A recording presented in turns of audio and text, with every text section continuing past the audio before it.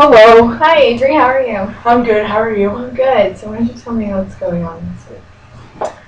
Well, I'm starting to get really anxious about my fall schedule.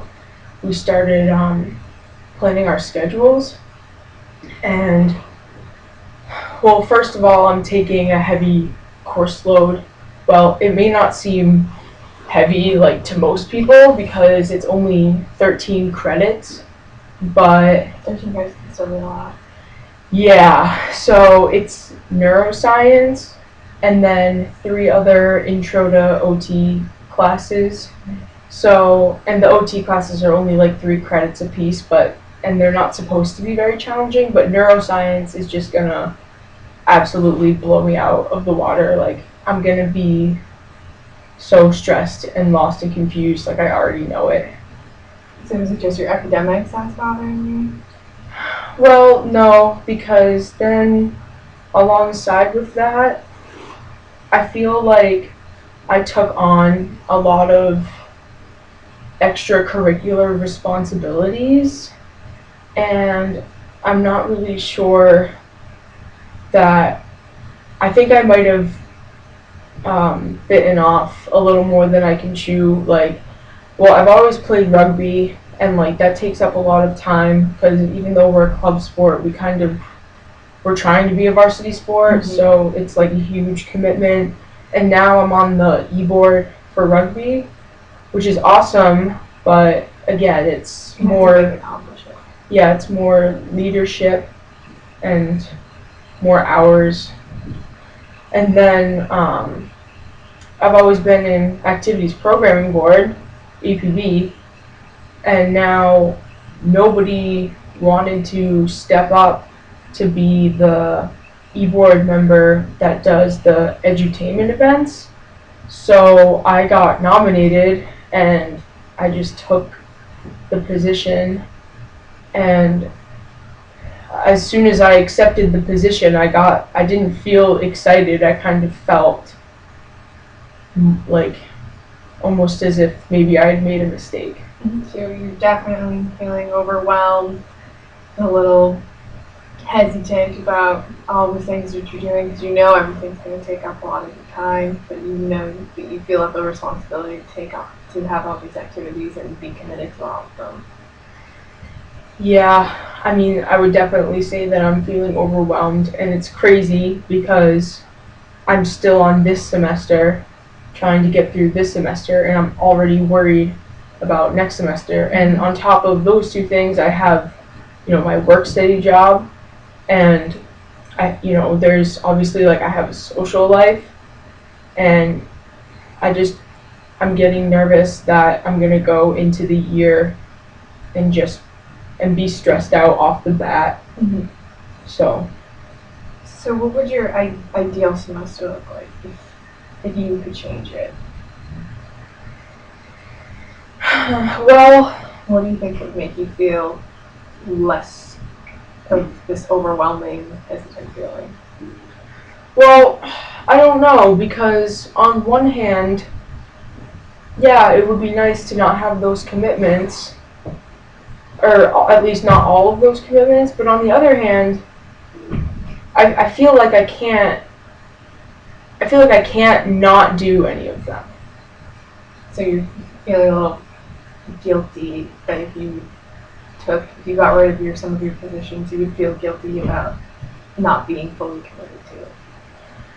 Yeah, I think I feel a lot of pressure because I think that UNE really encourages us to be very engaged and very active in our little community here, and to take on leadership positions and to make yourself stand out from everyone else.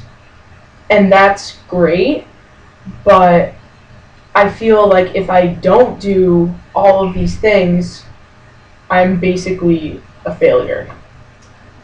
The pressure is really getting to you from the school, and then it's coming back onto you to do as much as you can, even if you don't feel you have the time.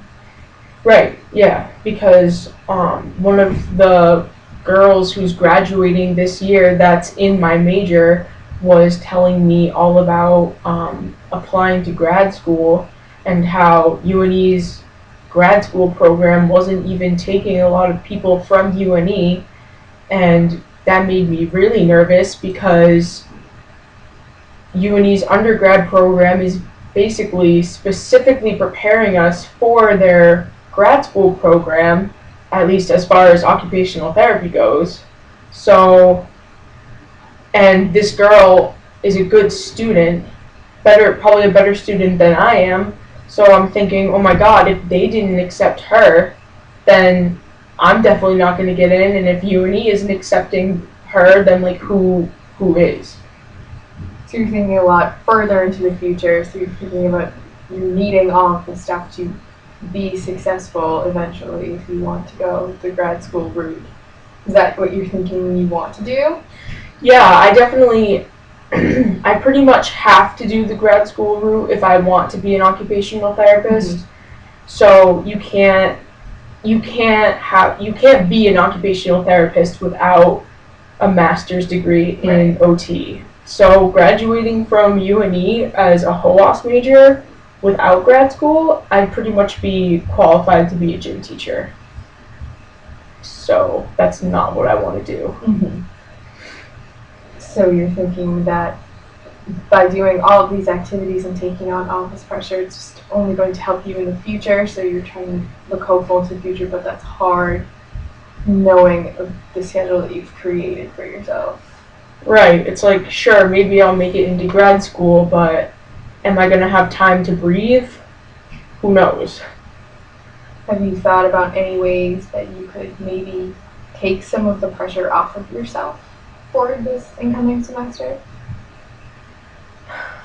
Well, I mean, I could not do some things, but I feel like that's the only way to relieve the pressure is to eliminate something. But I can't see myself not doing any of these things, like realistically. Have you thought about even if there was a way to not completely eliminate it, but to keep your activities so that you just don't feel as much stress, so you don't have to get rid of them? Is there anything you've thought about doing? I mean, I could pull in like the time management piece and try to work on that, but I've never really been good at managing my time or like prioritizing things, so I don't really know how that's going to work out. Well, do you think that's a skill that you could maybe work on? Yeah. For the rest of the semester, and seeing how that will help you if you start now with your working on your prioritizing and time management. Do you think that could maybe help you be prepared for next semester? I think it definitely could. I feel like working on my time management skills could be effective, definitely, but I'm afraid that if I start planning ahead, I'm going to get even more overwhelmed because then I'm actively thinking about making time for everything, and other things could come up too. Mm-hmm. And that's another thing. It's like maybe I plan to study for this many hours a week for neuro, and then it turns out I need more than that once I actually get here. Then it's like, what do I do now?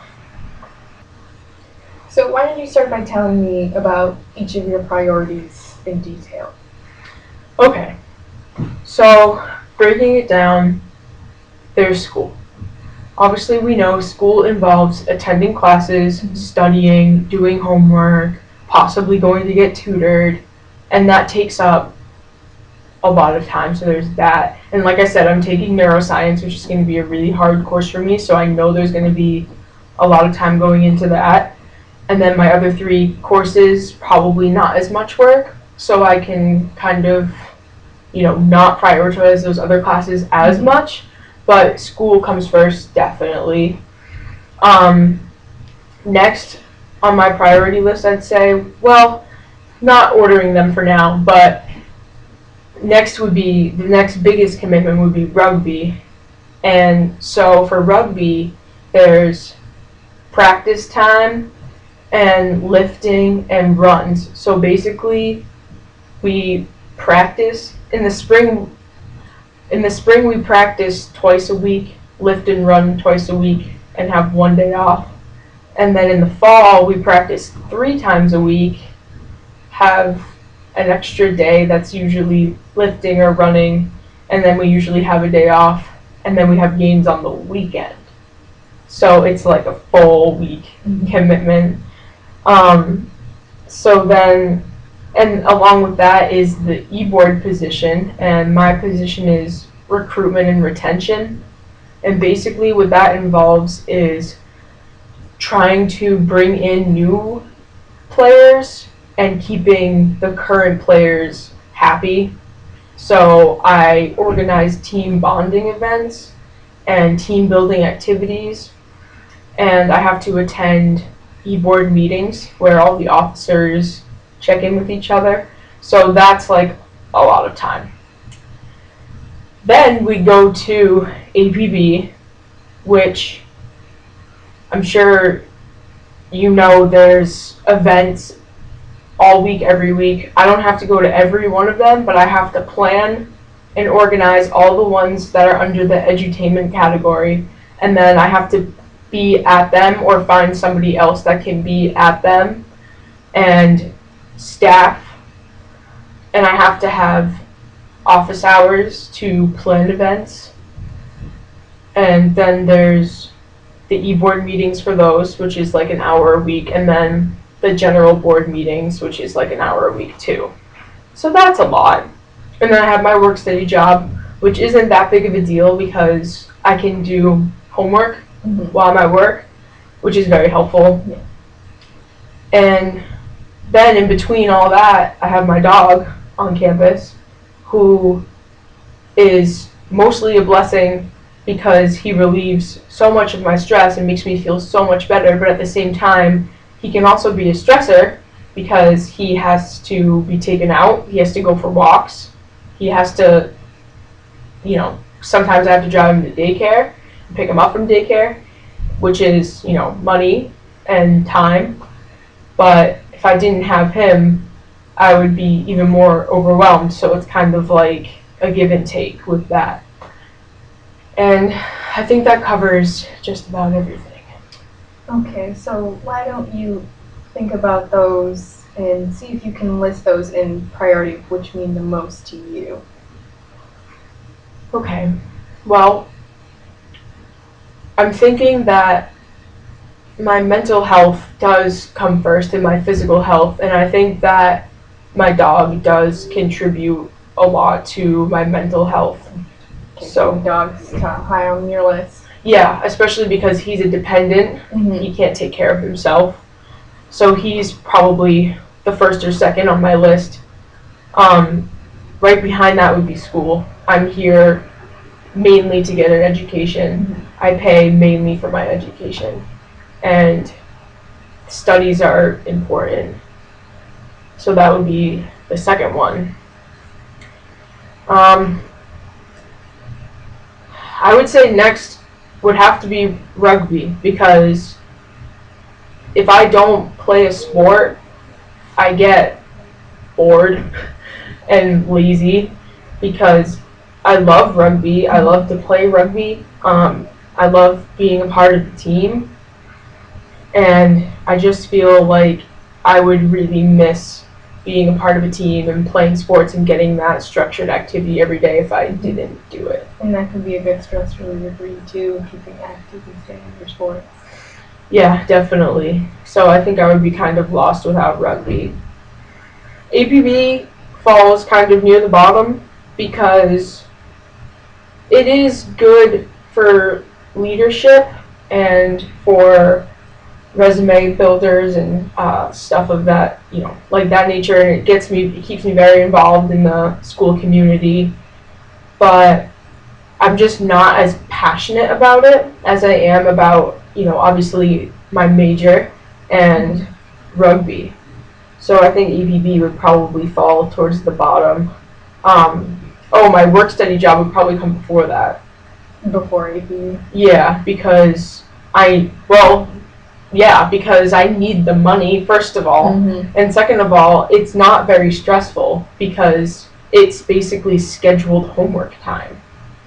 So, and if I don't have the money, I can't put the dog in daycare and I can't drive my car and all that other stuff. Exactly. Yeah, so I think that's probably a general order of importance for each of those commitments. So what about grad school? If you want to go the grad school route, what do you think your realistic priority would be if you were just focusing on grad schools and what they were looking for? Well, obviously, grad schools want to see you have a high GPA. Mm-hmm. They want to see that you took courses that were challenging and fitting to your major and that are helping you get ready for the academics of grad school. Which you are doing. Yes. And then, I don't know. I mean, I know they want to see leadership and uniqueness. I think rugby is kind of a unique sport. Yeah, I would agree. That's not a very big sport as much as the other one, so I think that could be good for your resume too. Yeah, I agree. And then for APB, I think it would look good on the resume or on my applications because it's a lot of planning and time management there and being a leader and being involved in campus, and I think that colleges like to see that, even if it's not directly related to being an occupational therapist. I think that my work study job definitely gives me points on the grad school list because I work in the multicultural office, Mm-hmm. and they like to see people who are not just, white males, and they want to know that you are comfortable working with people from other backgrounds, especially going into the healthcare field. So I feel like that kind of gives me a leg up as well. So you think those would be school, rugby, APB, and then work study? Actually, no. I think I would definitely put work study before APB and probably maybe even before rugby. I'm not sure, but definitely before APB because I need the money and I need the time to study.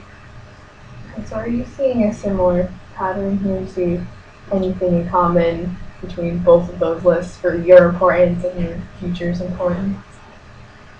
I think APB keeps falling to the bottom.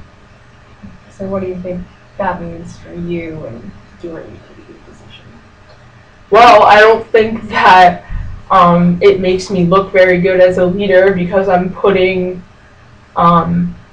my e-board position of APB basically on the bottom of my priority list, and I think that if I had said in my speech for elections that it was at the bottom of my priority list, I don't think I would have been elected. So that's kind of a problem. Is there any way you think you can do anything about your commitment to APB that would make it less stressful for you, but still being a part of that?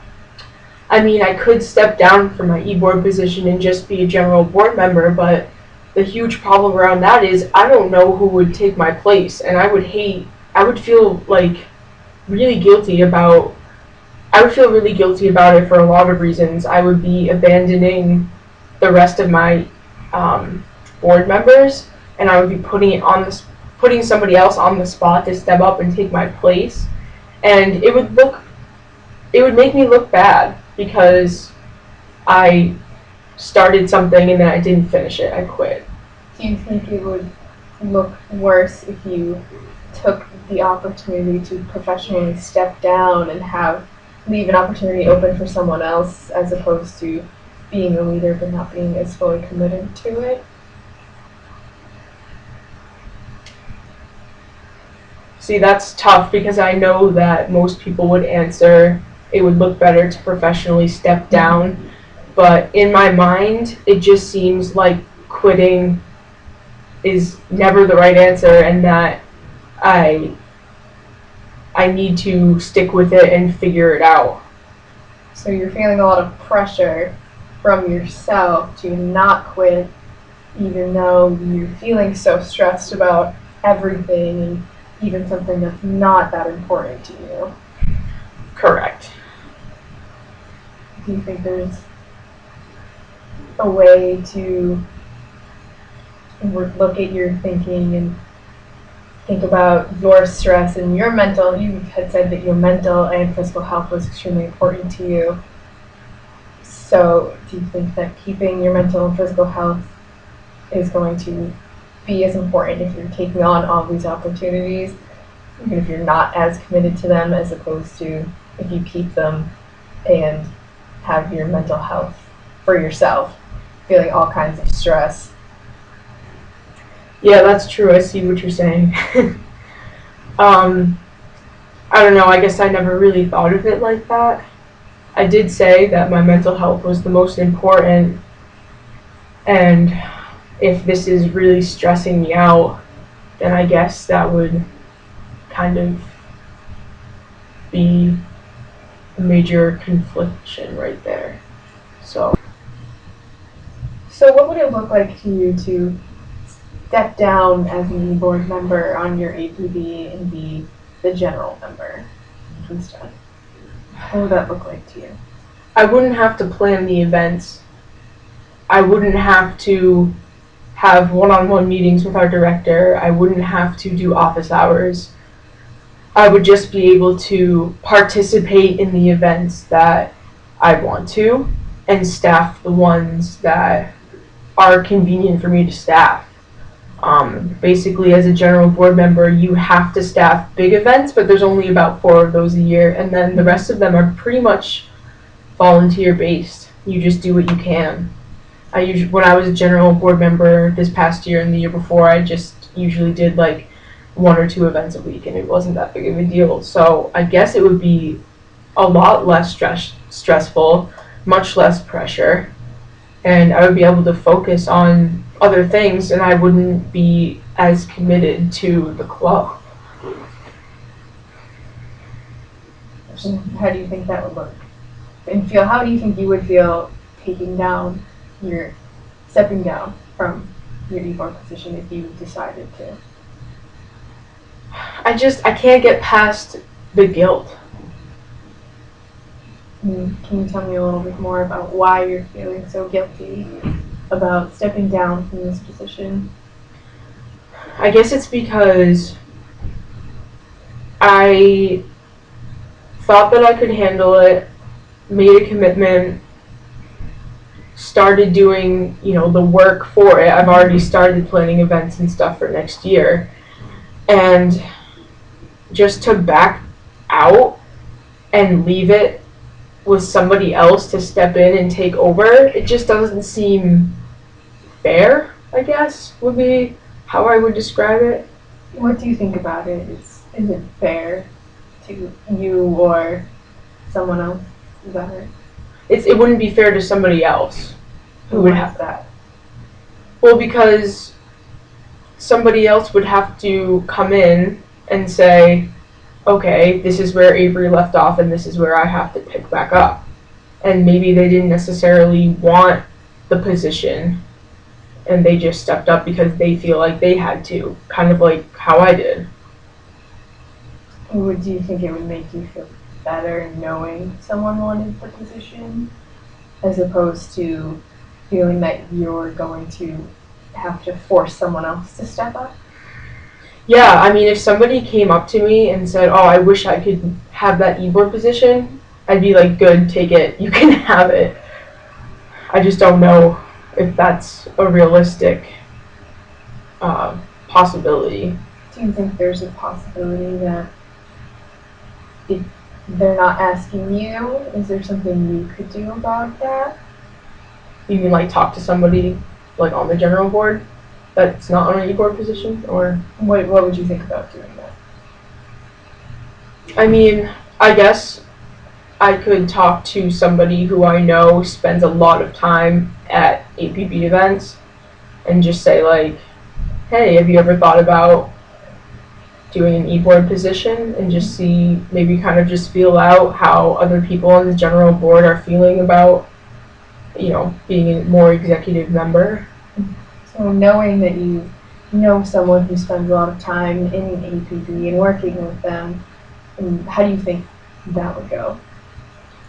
I mean, well, there is this one girl that's like there all the time. She comes to every event. She comes to all of my events, and she's like always there when you need her to be. And I feel like she would almost be better at it than I would, but she didn't run.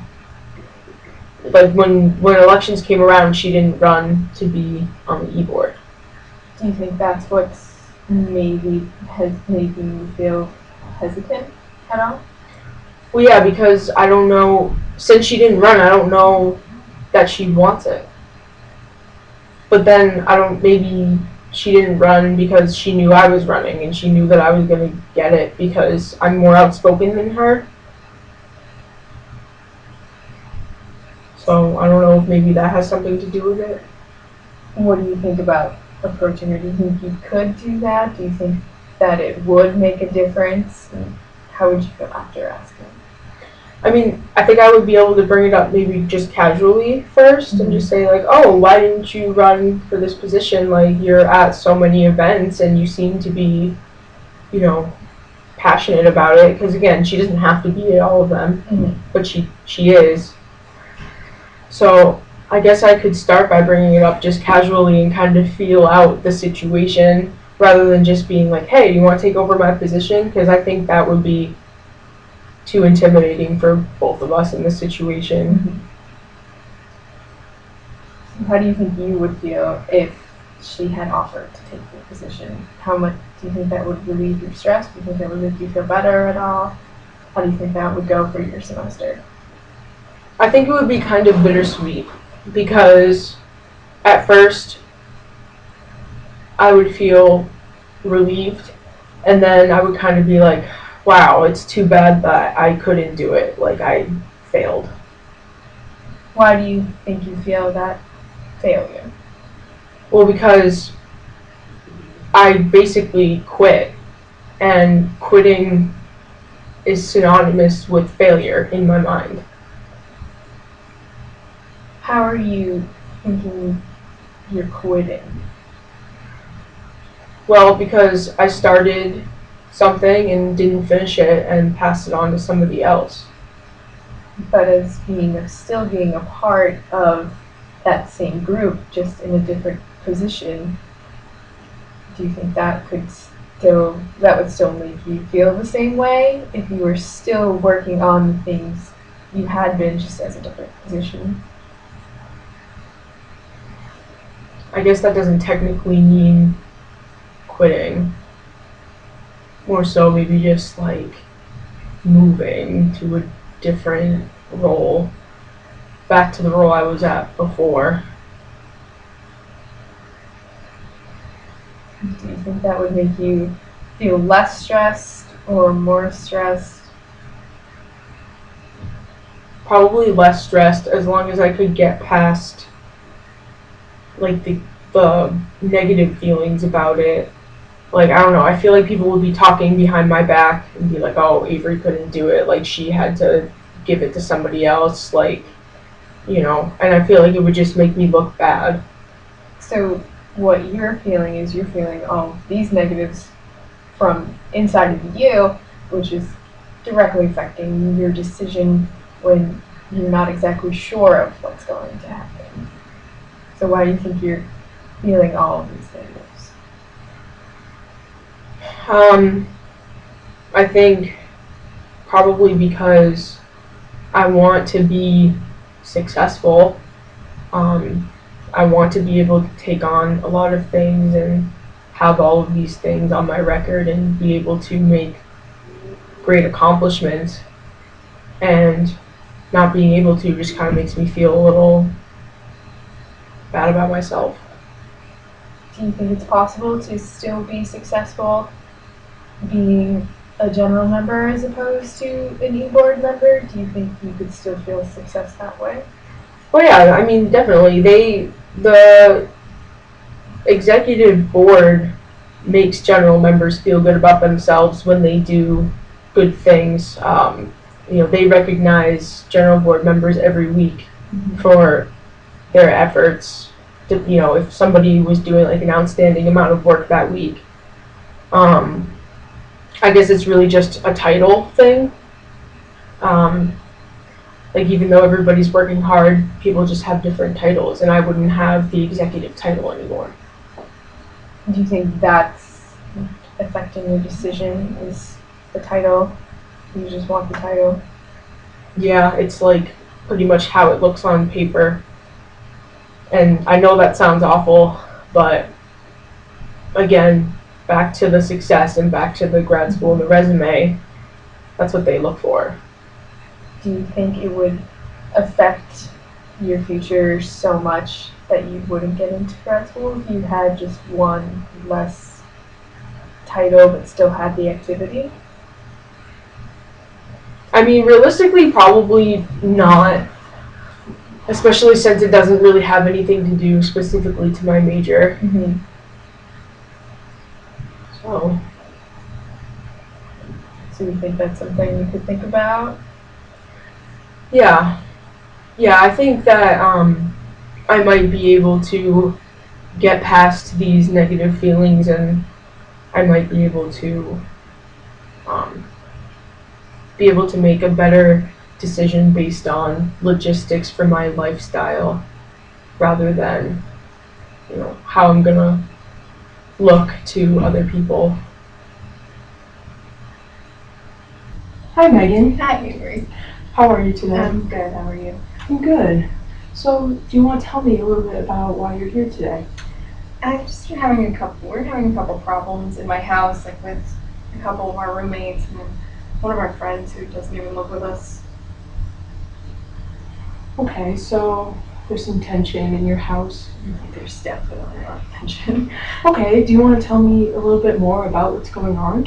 Well, with my roommates at the beginning of the semester, we had found out that one of our roommates had been like smoking cigarettes in her house. Mm-hmm. Her house is clearly like a non-smoking house. It's in her lease. It says we have signs in her house. Like she took her smoke detector out so she could like smoke in her house, and none of us knew about it. So we all got like pretty upset, and then our other roommate asked us what happened. So we told her, and then she went like behind our backs, like right in front of us actually, and started talking about us. So we kind of confronted her about it, and then it just all kind of like blew up. So, what do you mean when you say it blew up? Was everybody fighting and? Yeah, we had a bunch of our friends over, and it just all like escalated like in front of everyone. Like there's a lot of yelling, screaming, like, and then so we confronted her to ask her like why she was like lying about it, and she kind of just made up this excuse like, oh, I wasn't lying, I told her. And we're like, no, like we heard what you said, and you heard what we had said to you. We weren't lying to you, but you just made it up, which made the roommate in our house who was smoking even more mad at us, even though we felt that we should be the ones who were mad and upset because we had no idea that she was doing it. So, just to clarify, the roommate who wasn't smoking Mhm. was the one that kind of, it seems like, went behind your back Yeah. a little bit with the roommate who was smoking in the house? Yeah. Okay. Well, that seems like a very stressful situation. Like there's some lack of trust there, breaking trust. Yeah, we and- definitely felt the break of trust. We're all best friends and we've been living together the whole year, but it was just like so unexpected, and we were all standing right there, so we all watched it happen. So we were all kind of just like taken aback by it.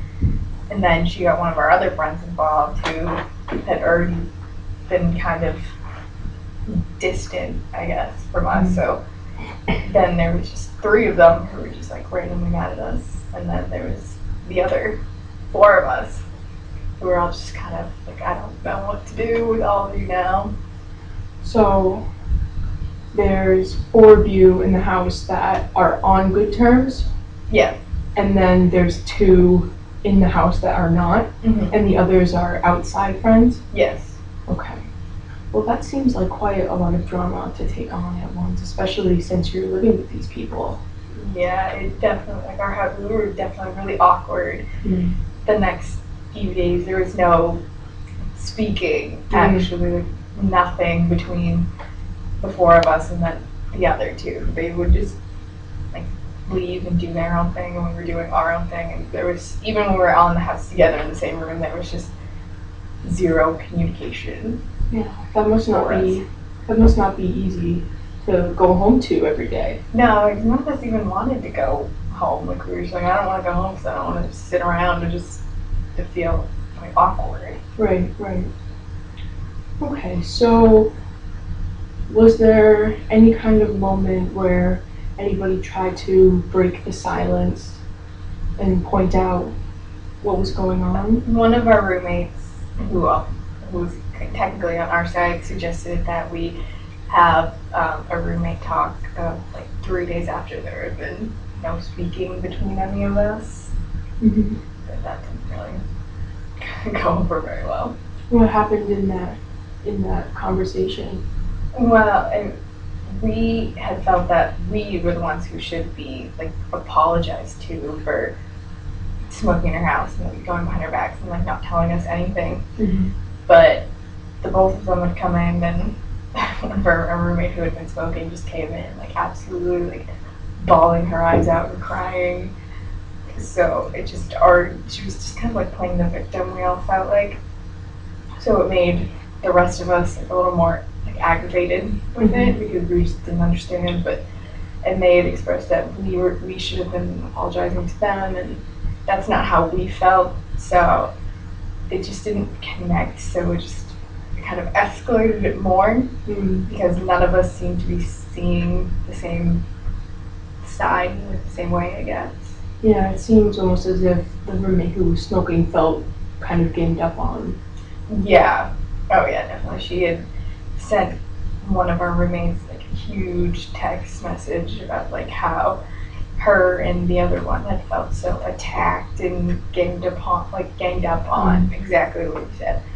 And it was just kind of like kind of annoying to us because we still feel that we didn't exactly do anything out of place, like anything wrong. Right, because you weren't the ones going against the rules of the house. Yeah. By smoking. Exactly, yeah, exactly. Okay, so just to kind of clarify a little bit of the story, about how long was it before, in the time that you realized that your roommate was smoking in the house, between the time that something was brought up about the problem? Well, we had actually found her like smoking in her room the night it all exploded, and she told us, well, I've been smoking in my room all semester and you guys just didn't know. So it happened like all there and then like a couple hours later was when we told our other roommate what happened, and then she went. It was kind of, I think that's why it maybe so blew it's up pretty so instantaneous. often. Yeah. Okay. Yeah, so that could definitely be one of the reasons why it got so out of hand. Emotions were very high. Yeah, I don't think it really helped. Okay, so then it was a few days later and you tried to talk about it and that escalated again. Were there any other attempts? Well, before I go there, what was the end result of the conversation that you tried to have a few days later?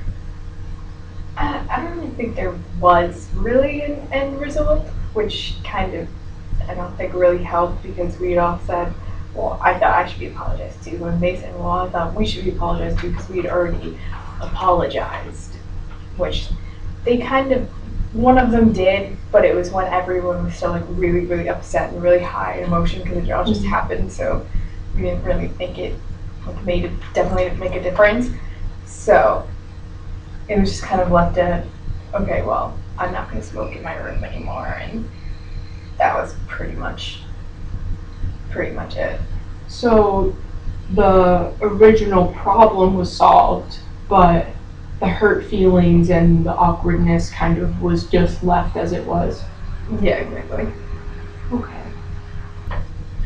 So one thing that I'm curious to know is how the friends that don't live at your house were sort of involved in this whole situation. Well, it was mainly just one of our friends, but I don't really even know if I'd call him a friend anymore. He just kind of, over winter breaks, kind of decided to stop talking to me and two of my other roommates that lived in our house, which all of us who happened to be like on the same side in the fight. And he had become really good friends with my roommate that was smoking and our other roommate. So, and he was there that night that it all kind of blew up. And it was already kind of awkward when he had first come in because he wouldn't speak to any of the other roommates except for the two of them. So he, of course, just like automatically took their side, and because he wasn't even speaking to anyone else to even know what had happened before. Right. Do you have any insight as to why there was sort of this dissolved relationship between you two so suddenly? We have no idea really. He was just one of our one of our best friends. Like he would come over all the time and was pretty much like lived at our house. But when we came back from winter break, he just wanted like nothing to do with us all of a sudden, and none of us really knew why, because if anything, like we should have been the last friends that he had dropped, because we were like two of his like best friends, and like after everything like we've done for him, so we just were also a little more confused too, because we were like so good to him. Now, what do you mean when you say after everything that you've done for him? Well, over the summer, just like really randomly and really unexpectedly, his mom had passed away from a heart attack, which was just completely random out of the blue. Like she was only at 59, so me and two of my friends were the first ones to call him, the first ones to contact him, and the first ones to talk to him about it. And we stayed with him, like we all took like a week off of our jobs and went up to his apartment and stayed with him for like an entire week during his mom's like funeral and wake and everything, and like spent time with like him and his family. So we felt that like it just all didn't make sense even more, because we were the only ones that had done that and been like really there for him. Right. No, I can see how that would feel almost like a slap in the face. Exactly, yeah. That's actually exactly what I felt like. It was a complete slap in the face, because it was kind of like we hadn't done anything but be great friends like to each other, especially if he could be kind of moody sometimes. But we were still always there, and then just randomly like drop us for no reason was a total slap in the face. Right. So I'm wondering if maybe there was something about you guys being there for him during that time of his mother's death that maybe led to the disconnect between you and those friends and him. Have you ever thought about anything like that? No, actually, I haven't really thought about that. But I mean, he is kind of like an emotionless person, I guess to say. So we had kind of experienced like the full range of emotion, especially after. So I think that I don't know if that maybe could have had something to do with. Like maybe he was associating you guys with the emotions and the hard times of the summer. Was it the summer when his mother passed? I think that could definitely be a possibility, because he's definitely not one to like cry at all either. So we were all there for that, and so we'd all seen that. So, and no one ever really does see that side of him. So I guess maybe that could definitely play a big role. Yeah, it seems like maybe you guys are more comfortable expressing your emotions than he is. That, yeah, I think that could definitely, because especially like with crying, because like he'll express like whether or not he doesn't like something, but Mm. definitely like the more like sensitive emotions, I guess, never really come out like at all. And then it was just like so random that it happened that Right. I don't think that helped either, because there was like no warning or anything. Right. Yeah. No, definitely very tragic for him, but still very upsetting for you, even if there was a reason behind the disconnect. It still feels as though you've lost someone really important to you.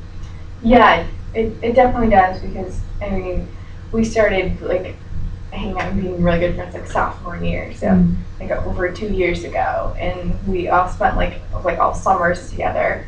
Even though like he was living up here, like we were always like going and visiting each other, so we were like really like extremely good friends. Like, so I think it was just kind of like shocking to like just not be friends at all anymore.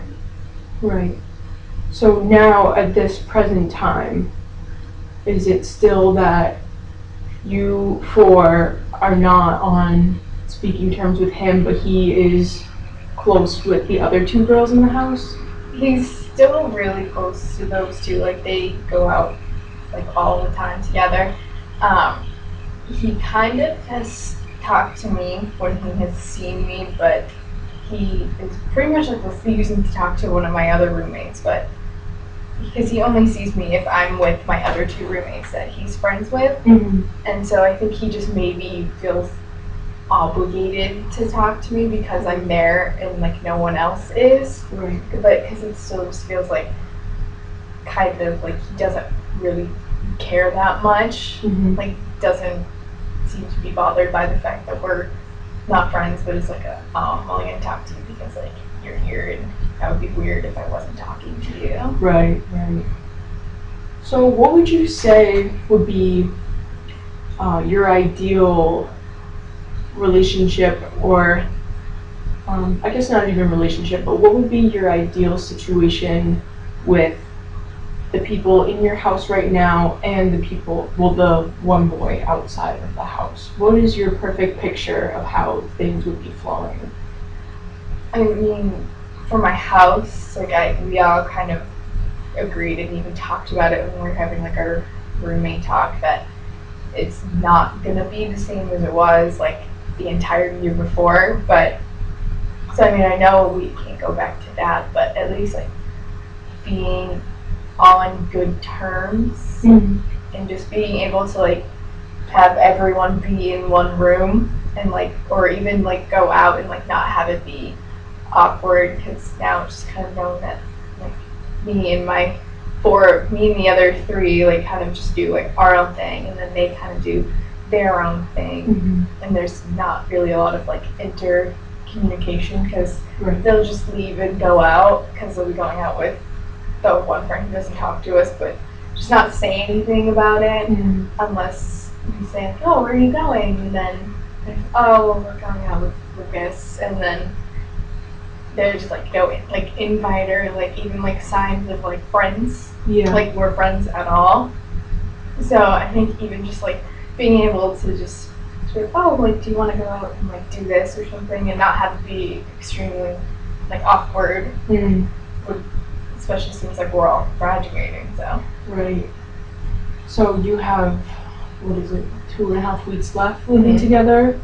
So that's not a whole lot of time, I'm sure you understand, to mend things that are broken. But perhaps I think what I'm hearing, what you're looking for is at least some kind of normalcy, like some kind of release of the awkwardness, and to just be able to coexist peacefully. Yeah, definitely. Like it would just be so much better, like less awkward, and like just feeling less tension, because I know that everyone does, because you can tell like we don't even look like friends anymore, we're just like roommates, like awkward freshman year like thrown in roommates. So it would just definitely take like a lot of stress off of them too, because one of my roommates isn't even like graduating this year anymore. Oh, okay. So, and I think so some of them are still like hanging around next year. So if they're running into each other, like having that be like not an awkward thing either for like future encounters would probably. So it's a bit of a different situation for you than it is for Yeah, them. yeah. Because I mean, well, I'm moving back home, and I mean, I'm still not that far, and we still have friends that are up here, so it would just be like nice to not feel awkward. Like, oh well, now do I just talk to them, or Mhm. how is this interaction gonna go? Is it gonna be awkward, or can we just be like normal? Right. So you want to be able to have that connection with them again, not obviously not the same as before, Yeah. but at least a little better. So do you have any kinds of thoughts about how you could get to that point? I mean, we've all kind of just thought about just kind of like not like letting it go exactly, and but just like letting it like blow over, but not so much that we like just kind of forget that it happened, because like it still did happen, and like everyone was like obviously like had like strong feelings about it, but just kind of letting it just kind of like letting the awkwardness fade, Mm-hmm. and thinking maybe just over time, maybe even like over like the next couple of weeks, hopefully, because it has gotten less awkward, but it's still just kind of like a known thing. Mm-hmm. So you feel like maybe it's when you're trying to be normal and just go around the house and do your business, like it's still kind of in the back of your mind. Yes, definitely, because it was just kind of like such a ball, because we just been like lied about it for like 7 months out of the year, which had like no idea that it was going on. So I think that that's just making it harder, Mm. because it was like it was going on for so long. Right. So that's maybe why you're having trouble, why you guys don't really want to just let it go because of the. Yeah, exactly. Because if it would have been like, you know, a couple of times, but like, oh, I've been smoking here like all year. Mm. And we actually had lived in a house last year, and the landlord had gotten mad because someone had been smoking cigarettes in the house. So we're like, well, we don't want to get evicted from our house. So Mhm. it could have like ended worse than it did. So I think that probably is also what made it so like frustrating, I guess. So the anger that came from this from the beginning was not only that they lied about it, but that they put all of you who weren't doing anything wrong at risk. Yeah, that definitely, because if whether or not like it's just one of us, like if we were all caught, like we were all getting like thrown out, Right. and Right. we couldn't stop it either.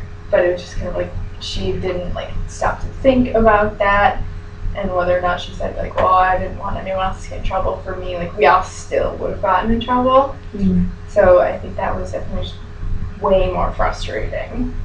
It sounds like she had some pretty bad judgment. Yeah, that's one thing. I mean, she doesn't really have a lot of good judgment anyway, from what we've seen. So I think it just kind of made this so much worse, because now she's like not even putting herself at risk, but just like everyone in our house. So you think that's probably the most hurtful part of everything? Yeah, because she was just like not even she was literally just only thinking like of herself. Mm-hmm. Like didn't think about like what could have happened, and like one of our roommates like just transferred here like this year, so she was putting like someone she doesn't really even know super well Right. at risk of being like just thrown out of her house because one of us was smoking in our non-smoking house. Right. Right.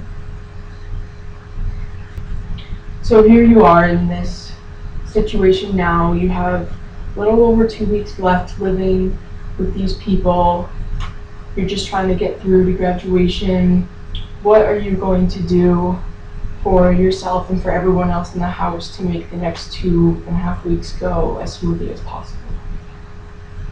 Well, I mean, I guess we could just all try and act like normal as much as like we can, don't know, especially like I know I can. I don't know if I can convince everyone else, but just try and act like kind of like as civil as possible, so that it's not like awkwardly like obvious that I'm just trying to make it like okay, because everyone knows that it's kind of not. Mm. Just to make it bearable for everyone to be in the same house for the next 3 weeks. I think that sounds like a pretty good plan. It seems like that's the best thing to do with this kind of situation. And I think if you'd like to come back, we can talk about it and see how it went. Yeah. Okay. Thank you. Thanks.